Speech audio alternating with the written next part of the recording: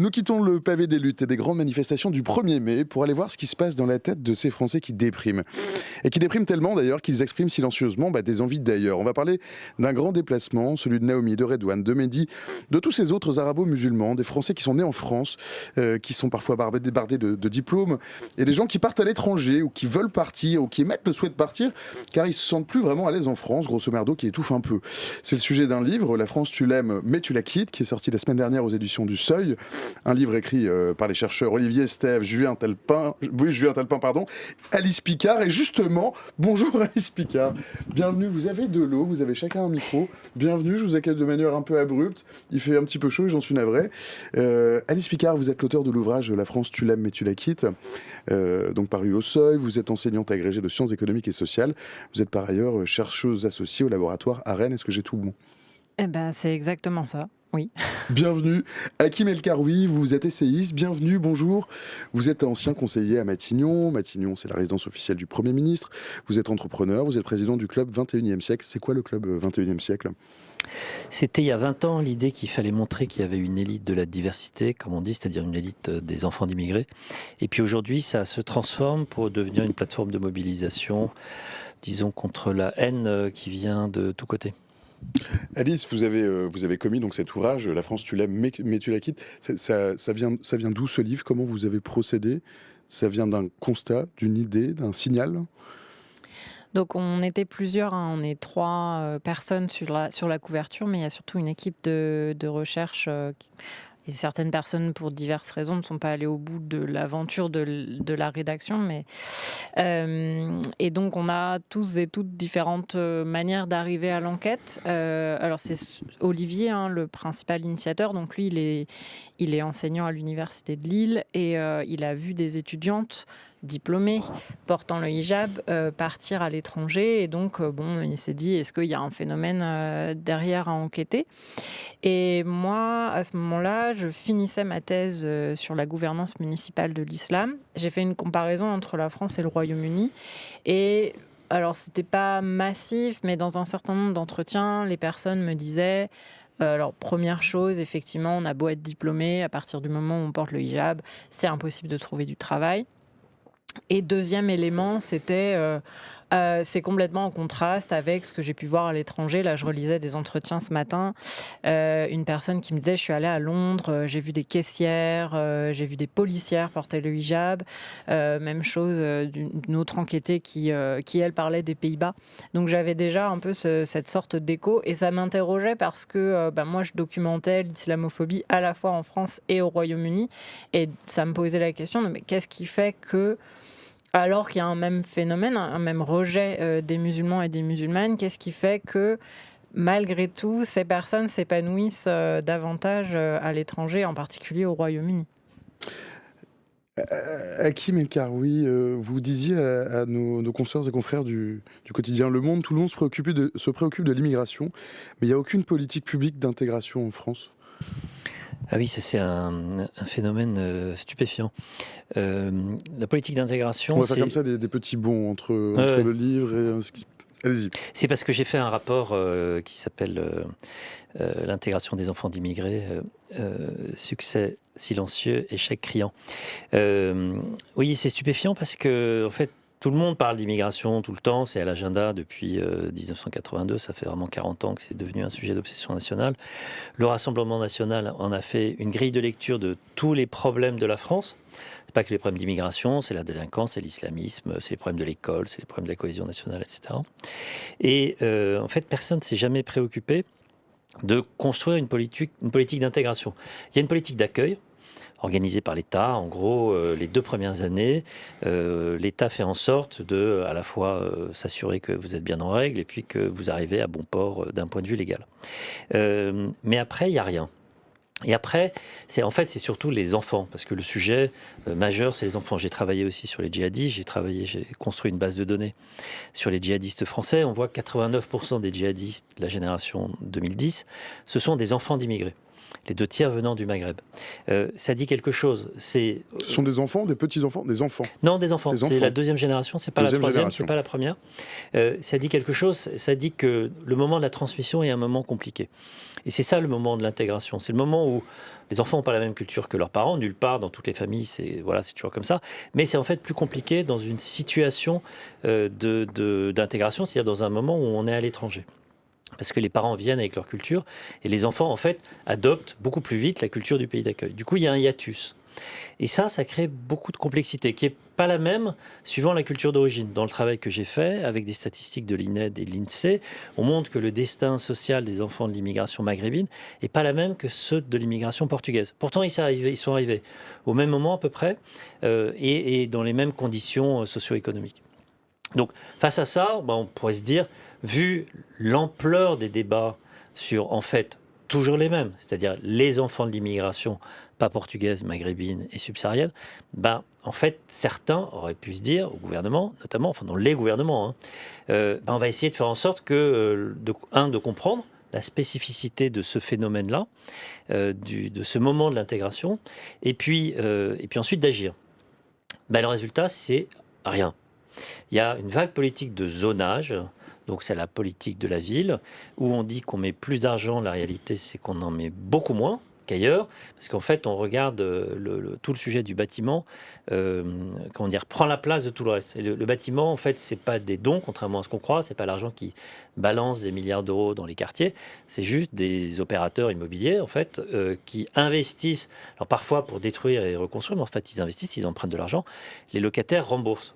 Mais sinon, il y a moins d'argent pour l'éducation, il y a moins d'argent, un secteur qui paraît comme évident, pour la sécurité. Il y a 20 fois moins de policiers par tête d'habitants, et puis je m'arrêterai là, en Seine-Saint-Denis qu'en Indre-et-Loire, si on pondère par le nombre de crimes et délits. C'est ça qui est stupéfiant. Alice, je vous voyais acquiescer au propos d'Hakim. Oui, avec une petite nuance, c'est que le prisme dans le livre n'est pas forcément le même, parce que ce qu'on documente, c'est aussi énormément de discrimination, Qu'est-ce qu'ils vous ont raconté? Vous avez mené, il me semble... Vous avez quoi? Vous avez été en contact avec, c'est ce que j'ai lu, un millier de personnes, c'est ça, 1000 personnes? Et vous avez, il me semble, corrigez-moi, mené au moins 140 entretiens approfondis. Qu'est-ce qu'ils vous ont dit, ces gens? Donc 1070 réponses complètes au questionnaire auxquelles les personnes pouvaient répondre en ligne, et 139 entretiens dits qualitatifs. Ce qui fait un échantillon quand même considérable. C'est pas mal, pour une première enquête, parce que ce qu'on dit, c'est que il faut poursuivre. Enfin, je veux dire, s'il y a un phénomène, d'autant que ce qui nous arrive depuis la sortie du livre, c'est beaucoup de témoignages, beaucoup de personnes qui disent on se retrouve tout à fait, si vous voulez, je veux bien témoigner. Il y a... Alors, ni mes co-auteurs ni moi-même ne sommes tellement sur TikTok, mais on commence à voir aussi des personnes qui témoignent, et qui réagissent au livre ou qui témoignent. Donc, ça dit quelque chose, même si donc, nous, on a peut-être eu la pointe émergée de l'iceberg. Et ce que ces personnes disent, ce qui est frappant, et c'est l'objet du 2e chapitre de l'ouvrage, c'est une enfance de racisme, et de racisme avant que ce soit de l'islamophobie, puisqu'il y a eu une évolution du racisme. Quand on était dans les années 80-90, c'était racisme anti-arabe, malheureusement banal, et puis ça s'est transformé en islamophobie, et surtout récemment. Peut-être pour qu'on définisse tout de suite les termes, ces gens-là, en fait, ce qu'ils expriment, c'est qu'ils ont eu, comme vous le dites, ils se plaignent d'une atmosphère, en fait, avant tout, qui est raciste. Et donc, islamophobe aussi. Et islamophobe, mais davantage raciste, en fait. Non Les deux, c'est difficile de vraiment très bien distinguer les deux. On dit l'islamophobie, moi je veux bien que le terme cathophobie, par exemple, existe. C'est... C'est-à-dire que ce qui prouve quand même que l'islamophobie est quand même souvent d'abord un racisme, plutôt que la peur d'une religion, il me semble, je crois. Ou c'est l'actualisation d'un racisme qui était anti-arabe, anti-noir, enfin surtout anti-arabe à une époque. Donc c'est l'actualisation de ça, parce qu'on a une surreprésentation dans notre échantillon des personnes converties. Et ce qui était très frappant, c'est qu'elles nous racontent leur conversion et comment, du moment où elles vont extérioriser leur religiosité musulmane, elles vont être associées aux populations arabes. Et donc, elles sont racialisées, alors qu'elles sont nées en France et que leurs parents, avant elles, étaient nés en France, etc. Donc, et que jusque-là, elles étaient perçues comme tout à fait blanches et françaises. Et que, en fait, du moment où elles se convertissent, du moment où leur religion musulmane est perceptible, et ben ça change aussi leur catégorisation sur un plan racial. Donc, c'est pour ça que on parle d'actualisation du racisme, parce qu'on ne peut pas vraiment distinguer ce qui relève de la religion et ce qui relève du racisme. Et donc, ces personnes parlent beaucoup de leur enfance et du racisme qu'elles ont subi pendant l'enfance et des discriminations. Et en fait... Oui, et ça revêt donc plusieurs formes. Vous pouvez peut-être un peu expliquer pour ceux qui nous rejoignent, qui n'ont donc pas encore lu le livre, qu'est-ce que ces gens rapportent concrètement ? Là, il y a un exemple qui me vient en tête parce qu'il est frappant. Toutes les époques de la vie, j'ai l'impression. Ouais, deux exemples qui sont frappants. C'est à l'école, ça commence à l'école bien souvent, de la part des enseignants et des autres élèves, mais de la part des enseignants, c'est d'autant plus violent. Donc, il y a une enquêtée qui raconte que après le mariage de sa cousine, elle avait du henné sur les mains et que son enseignante lui demande d'aller se laver. Et qu'elle en pleure parce que déjà c'est pas facile parce que c'est terrible. C'est lié à un événement qui est plutôt heureux dans la vie d'une personne et que elle apprend à ce moment-là que ça s'enlève pas si facilement. Et surtout, ce qui nous a frappé, c'est que toutes ces anecdotes étaient racontées souvent euphémisées, en disant je vais vous raconter une anecdote. D'ailleurs, anecdote, le mot est peut-être mal choisi, mais je vais vous raconter quelque chose et les personnes en rient. Quoique des fois il y a des enquêtés qui ont fini en pleurs aussi, mais toujours euphémisé. Alors que c'est absolument violent. Et un autre enquêté raconte qu'ils apprenaient l'alphabet et l'enseignante demande est-ce que vous connaissez un prénom qui commence par B ou une autre lettre, je ne sais plus. Et donc il donne le nom de son frère et l'enseignante dit non, pas ce prénom-là. Alors il dit c'est pas grave, donc elle prend une autre lettre, il dit c'est pas grave parce que ma sœur s'appelle et elle dit non, toujours pas. Et donc là il se dit en fait la famille n'existait pas. Voilà, mais je peux pas dire le prénom de mes frères et sœurs parce que c'est pas des prénoms du calendrier catholique, quoi. Donc il y a beaucoup de témoignages comme ça. Quels que soient les milieux d'origine d'ailleurs. Et donc on parlait d'intégration, c'est quand même bien les discriminations, que ce soit à l'école et puis après au moment de l'intégration professionnelle, qui empêchent l'intégration. Je passe la parole immédiatement après à Kim dans le chat. Je ne suis pas d'accord. Vous n'êtes pas d'accord ? Non. Attendez, je vous passe la parole immédiatement après. Vous avez après tout le temps pour répondre. On a Mathias dans le chat qui nous dit « Je voudrais vraiment croire à la laïcité, mais le constat est déplorable. La prétendue laïcité sera toujours imposée aux minorités utilisées comme bouc émissaire. » Et Mathias qui rajoute après... Qu'est-ce qu'il nous dit ? Oui, le racisme est une réaction irrationnelle à la peur de l'étranger, oui, c'est vrai. Et Ticlem qui dit, ça s'agrège en fait tout ça, car pour les gens racistes, arabes égale musulmans, il y a Yoaskam qui dit, et tu peux ajouter terroriste. Je vous ai coupé la parole, Kim, mais je vous en prie. Oui, je ne crois pas qu'il faille réduire les questions d'intégration, c'est-à-dire vraiment d'insertion, de passage d'une culture à une autre, et d'insertion dans la culture française majoritaire. Je ne crois pas qu'il faille le réduire à la question des discriminations. Les discriminations jouent un rôle très important, très bien documenté. On a fait plein de testing, y compris pour des gens qui sont très diplômés ou pour des gens qui sont peu ou pas diplômés. Il y a une différence très importante de destin dans l'accès au marché du travail. Et puis, probablement après, dans l'évolution de carrière. Mais l'intégration, c'est plus compliqué que ça. Et notamment quand on vient d'une culture qui est éloignée. Les Maghrébins, ils arrivent en France avec une culture. Mon père est tunisien. Et je vous dis, j'ai travaillé avec d'abord beaucoup sur l'islam, sur l'islamisme, et puis aussi sur les enfants d'immigrés. Et donc, on a regardé avec les stats de l'INSEE et de l'INED, puisque dans l'enquête emploi de l'INED, l'enquête emploi de l'INSEE, on demande le lieu de naissance des parents. Du coup, on peut reconstituer la trajectoire sociale, professionnelle. Et puis, dans l'enquête Théo de l'INED et l'INSEE, on a énormément d'informations sur les parents. Et puis, dans certains cas, avec d'autres travaux, on peut remonter même aux grands-parents. Ce qu'on voit, c'est que le destin social des Maghrébins n'est pas le même que celui des Portugais, je le disais. Et c'est pas le même que les Turcs. Les Turcs sont discriminés comme les Maghrébins. Les filles turques ne s'intègrent absolument pas. Le meilleur indicateur qu'on a, c'est l'exogamie, c'est-à-dire le mariage hors de la communauté. 7% des filles turques se marient hors de la communauté turque. Les maghrébines, c'est 42%. Dans la même, en gros, les Maghrébins sont arrivés un peu avant que les Turcs. Ils sont musulmans tous les deux. Dans un cas, le système est bloqué par la famille. Je caricature forcément, hein, mais dans l'autre cas, c'est pas le cas. Moi, je pense que les Maghrébins, ils s'intègrent trop vite. C'est pas ce qu'on pense. Hein. Trop vite, ça veut dire quoi? Ça veut dire que quand ils arrivent en France... À l'inverse des Turcs, donc. À l'inverse des Turcs. Bon, sachant que les Turcs, il y a vraiment une différence On généralise un peu, mais entre les garçons et les filles. Hein. Les Maghrébins, quand ils arrivent en France, en fait, ils n'arrivent pas dans un pays qui leur est étranger.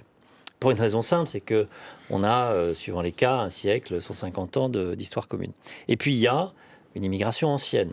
Et donc, il y a des parents, des cousins, des voisins, etc. On n'arrive jamais dans un environnement où on ne connaît personne.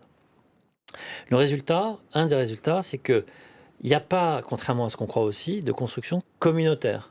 Il n'y a pas de communauté algérienne, marocaine ou tunisienne. Il y a une communauté turque. Il y a une communauté arménienne. Il y a une communauté portugaise. Les Portugais, aujourd'hui, ils ont... Vous entendez par communauté, c'est une communauté d'entraide D'entraide, des systèmes sociaux. On serait tenté de penser qu'il existe quand même une communauté algérienne, par exemple, ou une communauté marocaine. Non, des systèmes organisés, club de foot, efficace, le bar, la parentalité, etc., gérés par des gens au nom de la communauté algérienne, non communauté portugaise, oui. Les enfants, ils se retrouvent, par ailleurs, ils viennent d'une culture où, par exemple, la place des femmes n'a rien à voir avec la place des femmes dans la société française, eu égard aux garçons. Ça leur déplaît quand on dit ça, mais enfin, toutes les filles maghrébines savent que là-bas, elles héritent la moitié de ce qu'hérite un garçon. Que leur témoignage au tribunal vaut la moitié du témoignage d'un homme. Ça ne veut pas dire qu'il y a une oppression des hommes sur les femmes, c'est plus compliqué que ça, mais on n'est pas dans le même système social. Le résultat, c'est que d'un côté, il n'y a pas de communauté, de l'autre côté, il y a une grande distance culturelle. Et puis, il n'y a pas ce sentiment d'altérité. Donc, en fait, d'une certaine manière, le processus va très vite.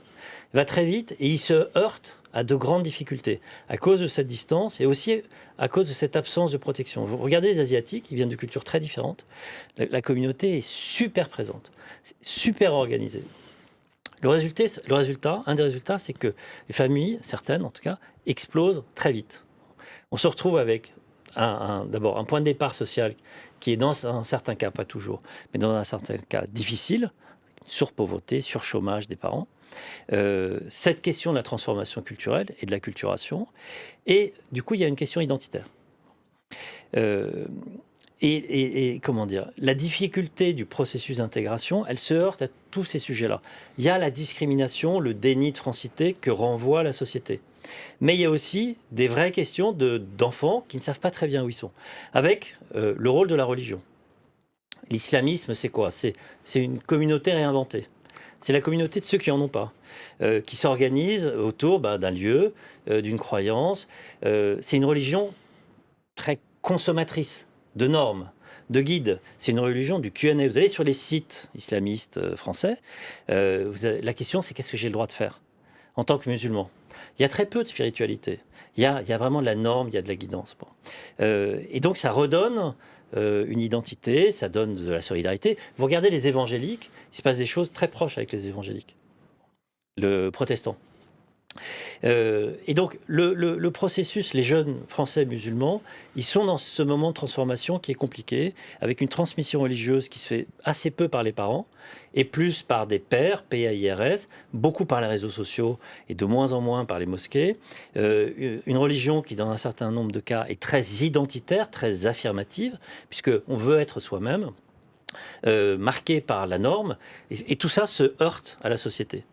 La société, elle ne connaît pas. Elle a peur. Elle a peur notamment à cause du terrorisme. Et notamment avec des gens qui ont le CCIF là, qui a été utilisé, avec qui moi j'ai eu des conflits.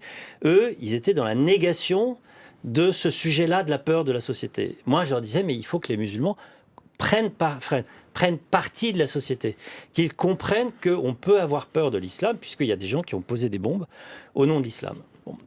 Et donc la difficulté de l'intégration, c'est tous ces phénomènes-là.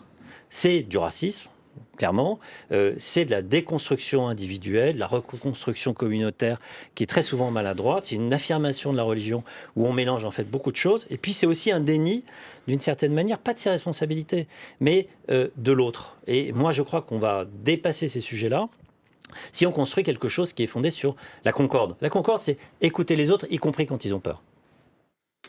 Vous souscrivez, Alice Picard ? C'est pas tout à fait les gens que vous avez rencontrés en réalité. Non, parce que il y a deux choses, je pense, deux réponses mais que qui j'ai sont envie de faire. complémentaires en réalité.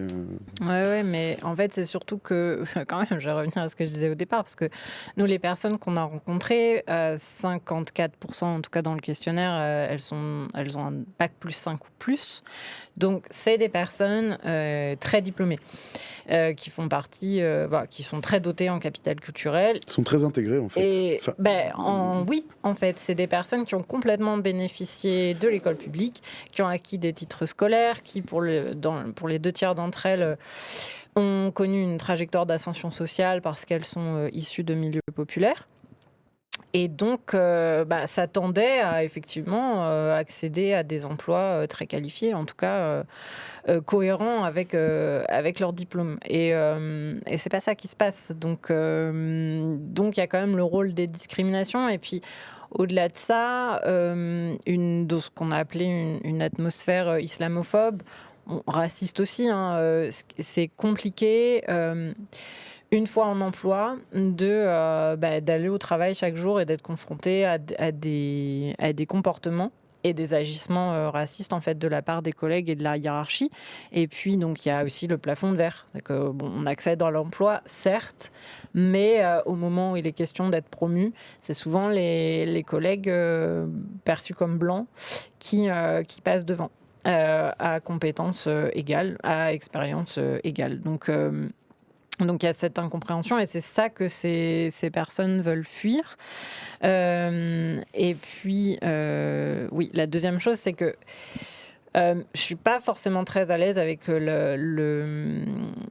l'idée que ce serait une peur. Le racisme, ce n'est pas une peur, c'est une construction en fait, de groupes raciaux essentialisés et construits comme inférieurs. Donc le groupe dominant, constitué par les Blancs, se sent supérieur et très différent des groupes racialisés négativement.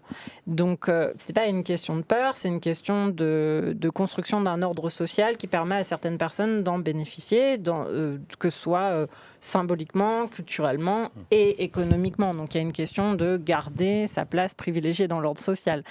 Et donc, certes, il y a des moments de cristallisation de l'islamophobie au moment des attentats terroristes, mais c'est qu'une cristallisation parce que le racisme et l'islamophobie, ils sont là avant. On ne peut pas rendre responsables les attentats, puisque en fait, quand on regarde, en plus, l'islamophobie, elle a un aspect très genré, elle se focalise beaucoup sur les femmes, et notamment les femmes qui portent le hijab. Et en France, la construction, parce qu'on n'est pas les seuls, on reprend aussi tous les travaux qui parlent de construction du problème musulman. Il date au moins de 1989 et de la première affaire du foulard dans un collège de Creil. Et ça fait 35 ans. Et ça fait 35 ans que, petit à petit, à force de mettre à l'agenda médiatique et politique cette question, ça donne lieu à de la production normative, et notamment, en 2004, l'interdiction du port des signes ostentatoires à l'école. Donc, 2004, c'est bien avant 2015. Qui est une discrimination pour vous ? Qui est une certaine version de la laïcité, qui n'est pas forcément celle de 1905 et qui n'était pas celle qui avait cours avant. C'est-à-dire avant 2004, la neutralité s'imposait aux représentants et représentantes de l'État, à savoir les fonctionnaires, et pas du tout aux usagers et usagères. Et depuis 2004, ce sont aux usagères, principalement, que l'on demande à qui on demande d'être neutre. Et concrètement, ça ça se traduit par une plus grande difficulté pour des jeunes femmes d'accéder au service public de l'éducation nationale. Alors c'est faux, enfin, pardon. Alors, peut-être que refaire le débat sur le voile n'est peut-être pas le moment, ça peut nous mettre très très loin. Ce débat n'est pas tranché. Allez-y, Hakim, je vous ai coupé la parole. Non, enfin, c'est faux. Il y a quelqu'un dans le chat qui me disait laissez parler vos intervenants. Je ne suis pas sûr d'être si interventionniste non, que oui, ça. Je fais ce que je veux plus chez vous aussi. Les filles maghrébines réussissent mieux que les garçons maghrébins. Bon, donc c'est pas et elles vont à l'école publique et le voile est interdit à l'école publique. Donc ça n'a pas de conséquences. Alors après, c'est pas parce qu'elles portent pas le voile qu'elles réussissent mieux que les garçons. Hein, mais j'ai plein de désaccords. Je les ai pas tous notés. Je pense que vous avez une construction, une image de la société, une lecture de la société où vous mettez ce sujet-là. Je pense que votre lecture, tient pas compte de la complexité parce qu'elle est vue d'un seul point de vue. Je suis désolé, quand il y a les attentats qu'on a connus en France, qui ont été perpétrés au nom de l'islam, en fait, les gens ont peur, ils ont peur de l'islam parce qu'ils agrègent tout. Bon. Et ils ont d'autant plus peur qu'ils ne voient pas, ou ils ont le sentiment de ne pas voir, même ce qui ne veut pas dire qu'il n'y en avait pas, ils ne voient pas de mobilisation des musulmans, des organisations musulmanes, non pas pour dénoncer le terrorisme, mais pour lutter contre le terrorisme au nom de l'islam. Ce qui, pour moi, est une erreur politique majeure des organisations musulmanes. Et notamment de tous ceux qui dignaient en disant « mais non, ça n'a rien à voir avec l'islam, et d'ailleurs, nous sommes victimes ». Oui, peut-être, mais là, on est dans un défaut, pour moi, de sens politique. Il faut se mettre à la place des autres. Et évidemment qu'il y a... C'est pas forcément antithétique avec ce que disait Alice Picard. Non, mais en fait, on n'a pas attendu les attentats pour constater qu'il y avait une défiance. Alors effectivement, sur des braises sur lesquelles soufflait le Front National à l'époque. Enfin, on n'a pas attendu les attentats pour tout ça. Bien, on est bien d'accord. Les attentats ont néanmoins infusé et petit à petit, on va dire, libérer une forme de parole dans l'espace public qui est de plus en plus ouvertement raciste et anti-musulmane. Face à ça, la réaction des autorités musulmanes du pays qui sont représentatives de rien, des organisations militantes, ça n'a rien à voir avec l'islam. Bah, en fait, si. D'abord parce que ça a à voir avec l'islam, et je travaillais beaucoup sur le sujet. Enfin, il y a une partie de l'islam qui est un islam révolutionnaire et terroriste. Et ça fait une dizaine de siècles que ça dure, avec des références du XIIIe siècle, etc. Et puis, dans le regard de la société, de toute façon, ça a à voir. Et pour moi, ce qui me gêne, c'est nier ce regard-là. Les musulmans sont des Français comme les autres, ils ont le droit à la liberté, ils ont le droit à l'égalité, ils doivent aussi prendre en compte le regard qu'il y a sur eux. Bon. Quand il y a des attentats en Corse, en fait, il y a un certain nombre de Français qui se disent les Corses, ils exagèrent. Quand il y a des attentats commis par des musulmans au nom de l'islam contre des non-musulmans avec la violence qu'on a connue, il y a un certain nombre de Français qui disent ils exagèrent, et ils sont où ? Et donc dans la construction de ce débat-là, moi ce qui me frappe beaucoup, c'est la construction du musulman en victime.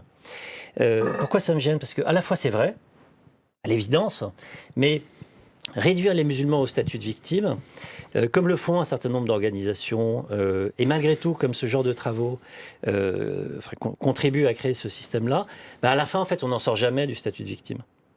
Et moi, ce qui m'intéresse, c'est ok, évidemment qu'il y a du racisme, évidemment qu'il y a de la haine anti-musulman.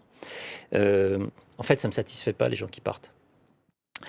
Et puis, il faut aussi qu'ils regardent, je vous dis, comment ils sont perçus dans la société, quels messages ils envoient, quels efforts ils font aussi pour être compris dans un moment où il y a de la peur liée aux attentats, et puis il y a de la différence. Je prends le cas du voile. Le cas du voile, pour beaucoup de Français, c'est l'inverse de la liberté. Parce qu'on n'imagine pas qu'une femme se voile librement. Évidemment, c'est faux, mais n'empêche que les Français, beaucoup pensent que c'est l'inverse de l'égalité, parce que les hommes ne sont pas voilés. Les Sikhs, ils ont un turban, les hommes, mais pas les hommes musulmans. Et puis, c'est l'inverse de la fraternité, puisque c'est une forme de rupture, de rupture avec le reste de la société. Le voile signifie une barrière. Je pense que c'est important que... D'abord, je ne crois pas que le voile doive être un étendard, ni identitaire, ni religieux. Ça, je dis ça en tant que musulman. Et la deuxième chose, je pense que c'est important de comprendre ça. De comprendre ce que ça peut susciter comme question, comme réaction. Parce que ces difficultés-là, à un moment, il faut aussi se dire comment on va les dépasser. Et dire nous sommes des victimes, d'ailleurs nous partons, je le comprends, mais encore une fois, ça ne me satisfait pas. Alice Picard, les gens que vous avez rencontrés se définissent pas comme des victimes. Bah voilà, c'est ce que je voulais répondre. Alors dans le chat, parce que oh là là, d'un seul coup, il y en a beaucoup, une audience formidable, beaucoup de gens nous ont rejoints, c'est un sujet qui cristallise énormément, et c'est pourquoi pas, et on a le droit de parler de tout, et il me semble qu'on en parle à trois plutôt bien, à vous deux en tout cas. Mais je me permets quand même, on a Evakou au Sanagui qui dit « Ah ok, c'est la faute des musulmans qui est des racistes, non mais c'est qui ce gars qui est... Est-ce que c'est vraiment un spécialiste ?» Mon invité n'a pas dit ça du tout, Evouka Sanagui, de mon point de vue. Alice Picard. Non, les personnes qu'on a rencontrées se définissent pas du tout comme des victimes. Elles constatent que... alors, parfois d'ailleurs, elles ne sont pas parties pour fuir les discriminations. Elles se sont rendues compte des discriminations et du racisme et de l'islamophobie qui les étouffaient, parce que là, je reprends les termes qui ont beaucoup été utilisés. Elles ont la sensation de respirer enfin à l'étranger.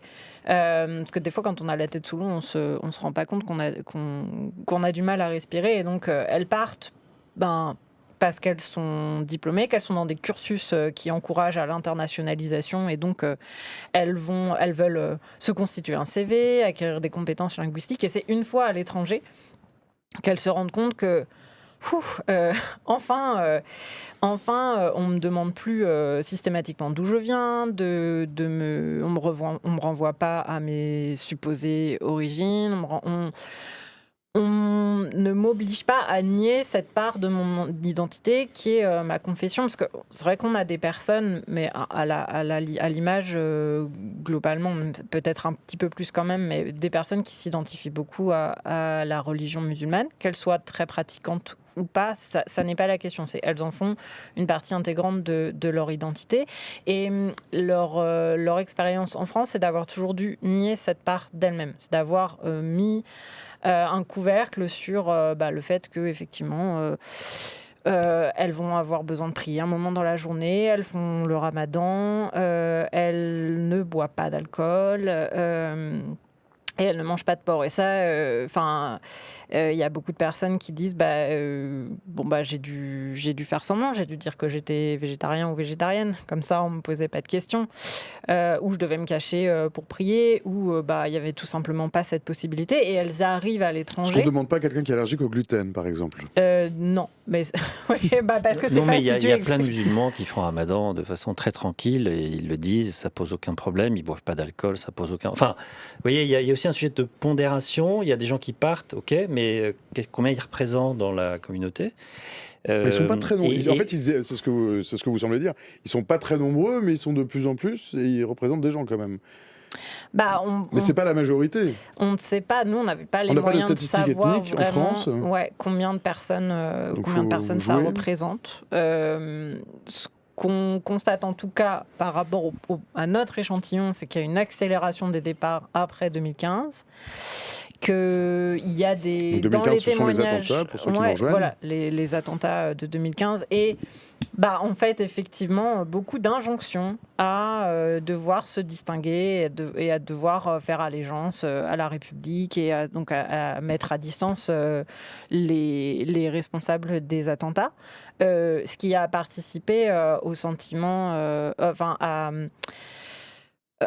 un climat étouffant et anxiogène, parce que c'est pas agréable d'être assimilé au terrorisme tout le temps. Bah oui, voilà. Alors que moi, on me demande pas de me justifier par rapport aux attentats de l'extrême droite, par exemple.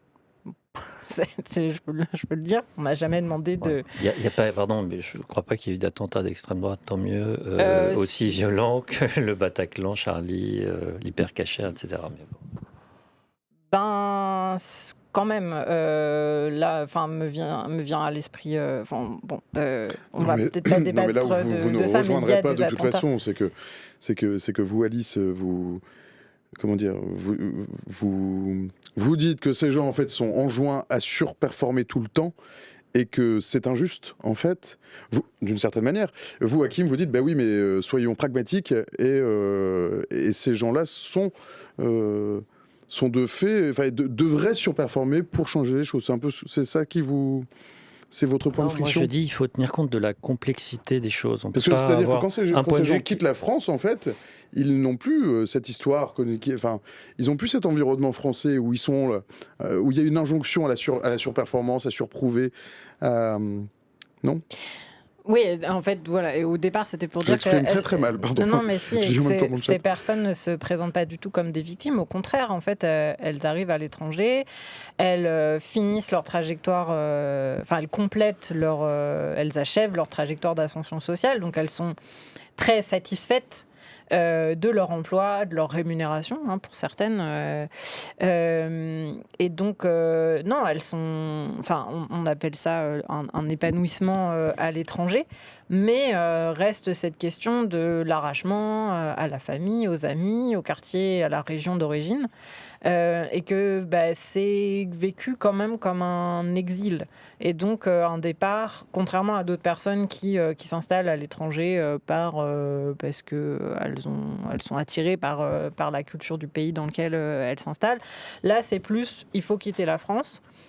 Et après, on regarde où on s'installe en fonction des possibilités professionnelles, linguistiques. Et puis parfois, c'est des opportunités. C'est des personnes qui sont contactées par une entreprise et qui leur propose un poste à l'étranger. C'est des personnes qui travaillent dans une multinationale française qui a des filiales à l'étranger. On leur propose un poste. Et donc, il y a des trajectoires de départ qui sont vraiment... c'est l'opportunité qui a fait le départ.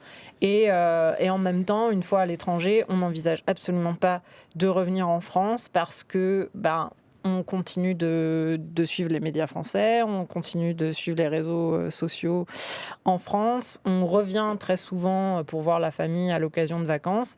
Et au cas où on avait eu un peu l'idée de pourquoi pas revenir, parce que quand même on est attaché au modèle social français, parce qu'on lui doit beaucoup aussi, et non, à chaque fois c'est la douche froide et à nouveau en fait l'expérience de violences racistes et islamophobes dans l'espace public qui du coup font que les personnes n'envisagent absolument pas, pour la grande majorité d'entre elles, de revenir. Hakim? Comment dire, je connais plein de cas, des cas de sub qui sont partis à Dubaï, à Londres, au Canada, certains musulmans, d'autres pas musulmans. Enfin, je veux dire, l'exode des élites, ça compte. Peut-être qu'il y a des gens d'origine étrangère pour qui aller à l'étranger est aussi plus simple que des gens qui ne sont pas d'origine étrangère. Bon, voilà. Est-ce qu'il y a dans l'espace public, dans l'espace médiatique, dans l'espace politique, un discours anti-musulman? C'est une évidence. Après... Bon, une fois qu'on a dit ça, ok. Enfin, encore une fois, moi, ce qui m'intéresse, y compris comme acteur, j'ai aussi créé l'Association musulmane pour l'islam de France. Enfin, j'ai fait plein de choses pour essayer d'organiser, de structurer, de financer, de mettre de la transparence dans l'organisation du culte. La question, c'est qu'est-ce qu'on fait? Et encore une fois, je pense que le rôle des élites, c'est pas de partir, c'est plutôt de s'impliquer dans leur pays, qui est la France, de traiter les problèmes. Des problèmes, il y en a de tous côtés. Il y en a chez les musulmans, il y en a chez les non-musulmans dans leur regard avec l'islam. Il y a plein de problèmes sociaux qui n'ont rien à voir avec l'islam, mais dans lesquels les Français qui se trouvent être de confession musulmane ont un rôle. Et ce qui me frappe, pour avoir énormément travaillé sur l'organisation de l'islam au niveau national, c'est la difficulté de mobiliser des musulmans, notamment des élites musulmanes, qui disent quoi? Qui disent, écoute, c'est compliqué, il n'y a que des coups à prendre, ce qui n'est pas faux. Pourquoi on ferait ça? Et en gros, plus ils ont réussi, plus ils se tiennent à distance du sujet. Quand, chez les juifs, chez les protestants, chez les catholiques, en fait, les notables, les bourgeois, parce que c'est ça dont on parle, tout ça c'est une bourgeoisie qui existe, il y a aussi ils ont un sentiment de responsabilité. Vous avez bien gagné votre vie, vous êtes président de la synagogue. Vous êtes un grand financier de confession musulmane, jamais vous serez président de la mosquée parce que vous en avez une image socialement,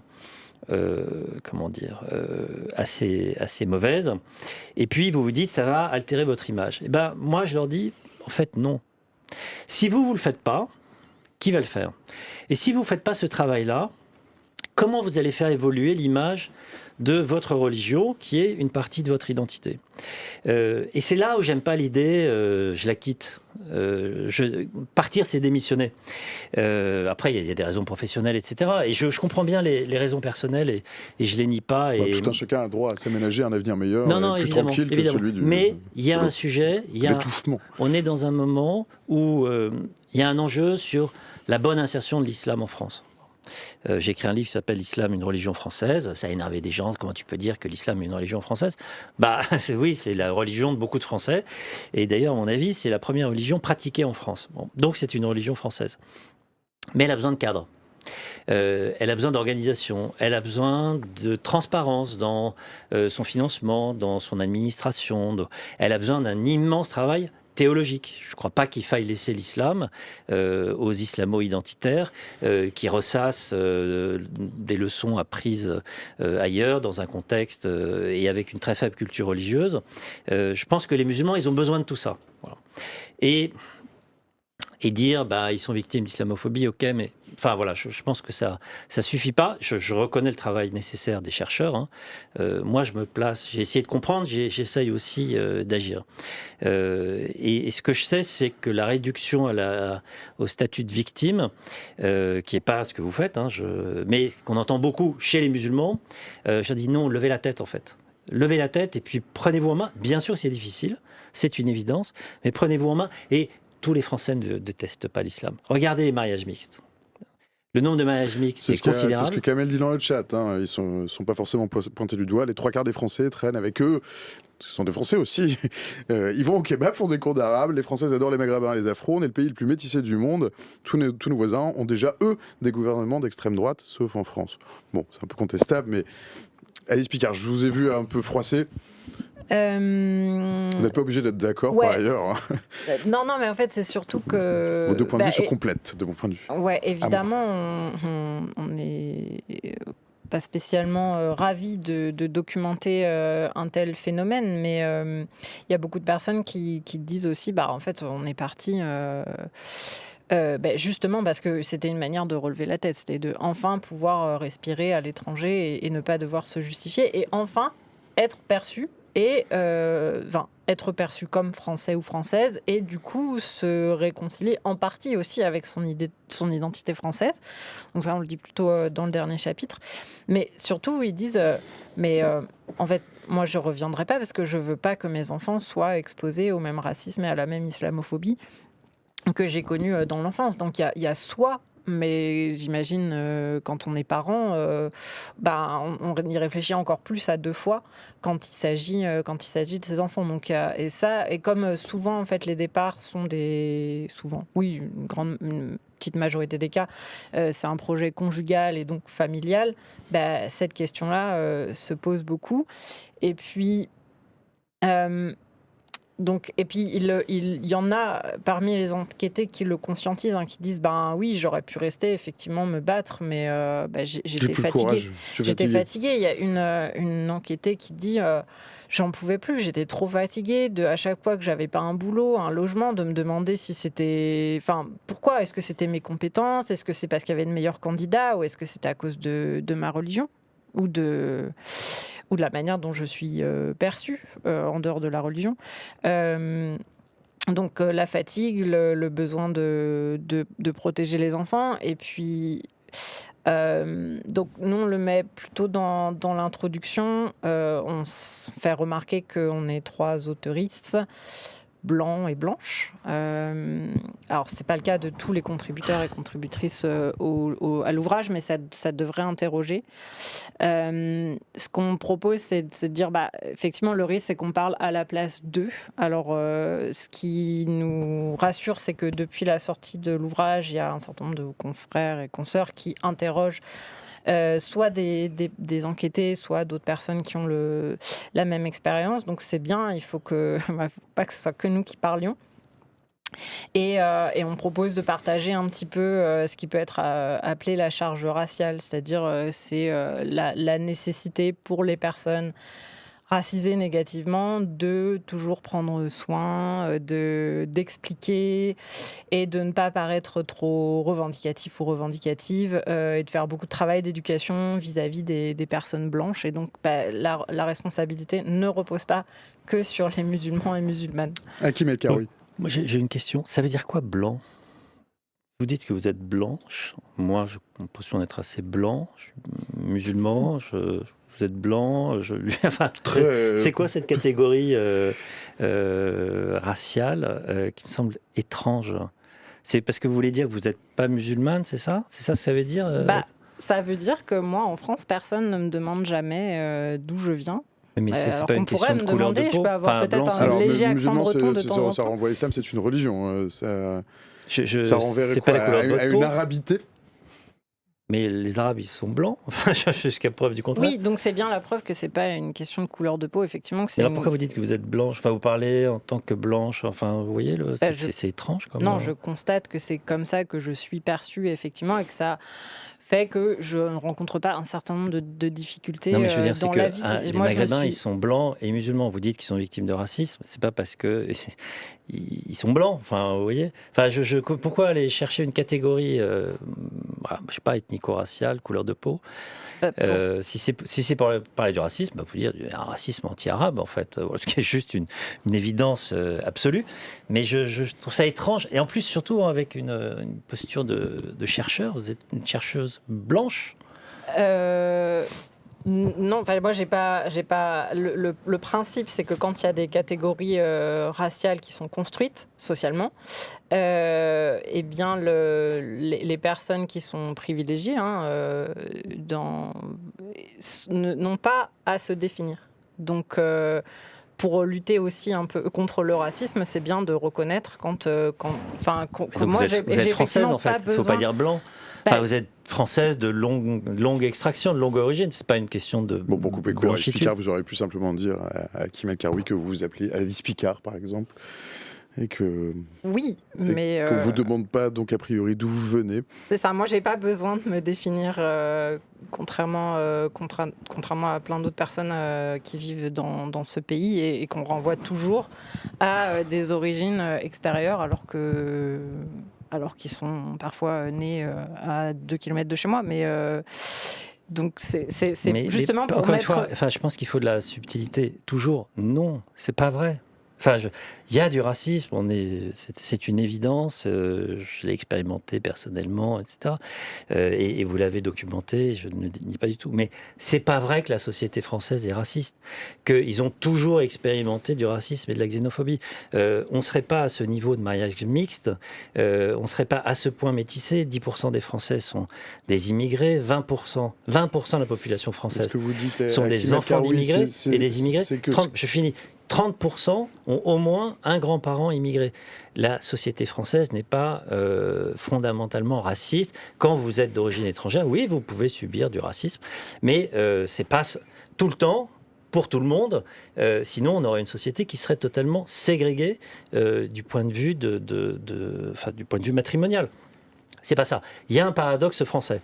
Il y a une très grande ouverture individuelle, c'est ça qu'on voit dans les chiffres des mariages mixtes, et il y a un discours collectif qui veut être un discours peut-être universaliste, mais universaliste, on va dire, à la mode française, et on ne sait pas très bien ce que c'est la mode française. Et donc on a ce paradoxe entre en fait une ouverture des familles qui est très importante, qui est infiniment plus importante que dans les pays que vous citez. En Grande-Bretagne, il n'y a pas de mariage mixte. Il y en a peut-être tout en bas de l'échelle sociale. Mais je peux vous dire que dans les clubs anglais, il peut y avoir un Premier ministre anglais, il est marié à une Indienne, pas à une aristocrate britannique. Bon. Donc ça, il faut aussi rappeler cette complexité-là. Et puis vous avez aussi cette idée de sorte de discours public fantasmé sur vous allez rejoindre un modèle qu'on n'a pas défini, et puis tant que vous ne serez pas dans ce modèle, vous allez être rejeté. Et d'une certaine manière, le voile incarne une trop grande différence. Les petites différences sont acceptées. Les trop grandes différences sont rejetées. On peut trouver ça raciste, scandaleux, etc. Mais il faut voir la complexité. La complexité, c'est pas que ça, la France. C'est aussi 42% des filles maghrébines qui sont mariées ou en couple avec un non-musulman. Donc ça veut quand même dire qu'il y a des familles non musulmanes qui les ont accueillies. Pareil pour les garçons, ça veut dire qu'il y a des familles françaises, leurs filles vivent avec des musulmans. 42%. Combien il y a de mariages mixtes aux États-Unis? Entre les noirs et les blancs, ça fait 350 ans qu'ils vivent ensemble. Ça a un peu augmenté ces derniers temps. On était à 5% il y a 20 ans. Là, on est à 42%. Vous voyez, 30 ans après, enfin, ou 40 ans après. Donc, l'expérience des racisés, des blancs, des noirs, enfin, l'expérience de la France, c'est un grand métissage. Et je pense qu'il faut aussi montrer cette réalité. On n'est pas dans un moment de guerre civile entre les Arabes et les Blancs. Moi, je ne connais pas les Blancs. Dans un pays métissé, on connaît encore moins les Blancs. Bon. Et je pense qu'il faut aussi qu'on travaille à la concorde. C'est-à-dire qu'on trouve des solutions. C'est-à-dire que tout le monde se regarde soi et regarde les autres. Pas seulement dire, toi, tu m'aimes pas, donc je pars, et c'est normal. On a un schéma de valeurs, il faut les respecter. Il faut aussi regarder chez soi ce qui ne va pas. Il y a des problèmes chez les musulmans en France. Il y a des sacrés problèmes. Pas grave, en fait. Il y en a dans plein d'autres groupes sociaux. Il faut les regarder, les énoncer, parce que le reste de la société l'attend, et les régler. Partir, quand on part, on ne règle pas les problèmes. Donc moi, je pense qu'il y a une responsabilité des élites. Des Bac+5. C'est super d'aller à Dubaï, super de porter le voile à Dubaï, etc. C'est bien aussi de bosser ici, parce qu'il y a plein de choses à faire ici, y compris pour changer la société, pour améliorer sa capacité d'accueil, sa capacité d'acceptation. Anaïs Picard, les gens que vous avez interviewés, si je puis dire, la plupart d'entre eux, quand ils partent, ils ne reviennent pas. Oui, alors après, en fait, on s'est dit que ce serait bien qu'on reprenne l'enquête peut-être dans quelques années, parce que quand on parle à des personnes qui sont parties récemment et qui, en plus, pour les personnes qui sont parties juste avant le confinement, n'avaient pas forcément eu très bien l'occasion de s'intégrer, de socialiser pleinement au pays d'accueil. En tout cas, voilà, à quelques années d'expérience dans le pays d'installation, la grande majorité, comme je l'ai dit, n'envisage pas de revenir. Donc il faudrait retester ça dans quelques années. Après, on avait aussi des personnes qui étaient parties il y a plus longtemps, au début des années 2000, même à la fin des années 90, et qui sont restées et qui continuent de regarder la France en se disant, bon, ouais, c'est peut-être plus facile de regarder à distance. J'aurais pas pu avoir la même trajectoire si j'étais restée en France. Mes enfants ne pourraient pas avoir la même expérience si on était en France. Mais surtout, pour revenir sur ce qui était dit, c'est que les enquêtés, elles et eux-mêmes, ne disent pas que la société française est raciste ou islamophobe. Ils disent il y a une petite musique, de plus en plus grande d'ailleurs, dans les médias et chez les politiques, donc dans les élites françaises. Donc elles et eux ne font pas effectivement l'amalgame entre l'extrême droite, qui effectivement a de plus en plus d'audience, et le reste de la société. D'ailleurs, dans un des témoignages là, que je regardais, une vidéo ce matin, donc pas dans le livre, mais la personne qui fait la vidéo dit en fait, quand je faisais des entretiens, tout allait bien, jusqu'à ce que la personne qui prenne la décision, en fait, la plus haut placée. Donc, il avait rencontré ses futurs potentiels collègues. Et en fait, c'était le N+, je sais pas combien, qui finalement faisait preuve du plus de racisme et qui, en fait, l'empêchait, in fine, d'accéder à l'emploi. Donc, et c'est ce qu'on montre aussi dans le livre, c'est que c'est des personnes très diplômées qui font l'expérience d'un certain racisme, pas seulement dans les médias, mais aussi quand elles arrivent à des postes haut placés et qu'elles sont confrontées au racisme de l'élite ou de la bourgeoisie française.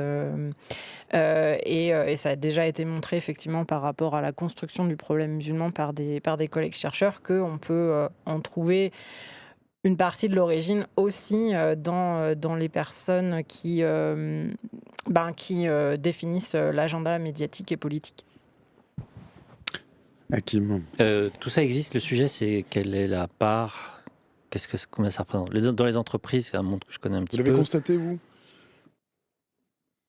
On a des stats, donc on a des vraies statistiques de testing notamment, très claires, y compris à raison de la religion, pas seulement à raison de l'origine. Bon. Après, franchement, plus on monte dans les entreprises, je crois que c'est plutôt l'inverse en fait, c'est plutôt en bas qu'en haut. En haut, c'est autre chose. En haut, c'est, regardez le sujet des femmes. En haut, il n'y a pas beaucoup de place. Il y a une lutte pour les places, et ceux qui ont les places, en fait, n'ont pas envie de les donner à d'autres. Donc il y a un phénomène de reproduction qui est une reproduction et qui est aussi du conformisme. Les institutions engendrent du conformisme, quelle qu'elle soit. On préfère prendre quelqu'un qui est comme soi que quelqu'un qui a une différence, quelle que soit la différence, soit le genre, la religion, l'origine, peu importe. Pourquoi ? Parce que s'il n'est pas bon, c'est de sa faute. Si vous avez recruté quelqu'un qui avait une différence par rapport au groupe, enfin, vous voyez, au système majoritaire dominant, bah, ça devient de votre faute. Et donc, il faut faire le départ, c'est compliqué, entre des sujets qui sont spécifiques aux personnes et puis comment les institutions se comportent. Quand moi j'avais créé le club 21e siècle, il y a 20 ans, l'idée c'était on va donner un réseau à ceux qui n'en ont pas. Qui avaient chacun des parcours, des gens, il y en a peut-être quelques-uns d'ailleurs qui sont partis, mais enfin là, il y en a quand même beaucoup qui sont là. En ayant un réseau, en fait, on est juste plus fort. Mais on agit avec les codes de la société. On ne se met pas en périphérie de la société en disant elle ne nous aime pas. Non, on se met à l'intérieur. Et moi j'insiste, mais je pense que c'est ça ce que doivent faire les musulmans. Ils sont français comme les autres, ils ont des droits, ils ont des devoirs absolument comme les autres. Il y a des rapports de force, on est dans un moment qui est compliqué, parce qu'on est dans un moment de sentiment général de déclassement, on est dans un moment de colère très important vis-à-vis des élites, pas seulement vis-à-vis des immigrés, vis-à-vis des élites, et le carburant de l'extrême droite, il est autant vis-à-vis des élites, dans cette détestation des élites, que vis-à-vis des immigrés. Et il faut comprendre dans quel moment on est, dans quelle société on est. Et après, il faut agir, si on a envie d'agir. Après, on peut dire individuellement, je vote avec les pieds, je pars. Et donc, de ce point de vue-là, je pense qu'il ne faut pas de lecture monolithique. Vous voyez, il n'y a pas un facteur qui explique tout. Il y a de la complexité, il faut agir dans cette complexité, et éventuellement même comprendre cette complexité. 14h01, passé de 20 secondes maintenant. Alice Picard, je vous laisse le mot de la fin, le long mot de la fin si vous le souhaitez. Ouais, en plus j'étais là donc j'aurais dû me préparer. Je suis désolé, c'est pas sympa ce que je vous fais. Non, peut-être quelque chose qu'on n'aurait pas. Est-ce que je peux lire aussi voilà, le témoignage Bien sûr. Et s'il y a une question peut-être que je ne vous ai pas posée, que vous aimeriez que je vous pose. Ça me reviendra après, donc là. Puis on peut refaire une seconde émission, une deuxième même, troisième. Ouais, on pourrait. Le sujet n'est pas... Donc on est page 126 dans le 3e chapitre. Donc c'est le témoignage de Nordine qui est installé aujourd'hui à Casablanca et qui parle donc des discriminations et des conditions sociales de possibilité du départ.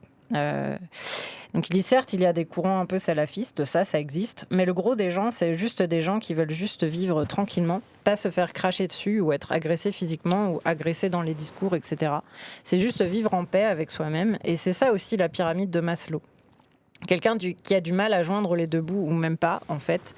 J'ai des gens de ma famille proche qui, du fait de leur cheminement social, dans leur pyramide de Maslow, essaient de joindre les deux bouts. Donc quand vous évoquez les thématiques de l'islamophobie, de l'état de droit, ça les dépasse, ils n'en sont pas là.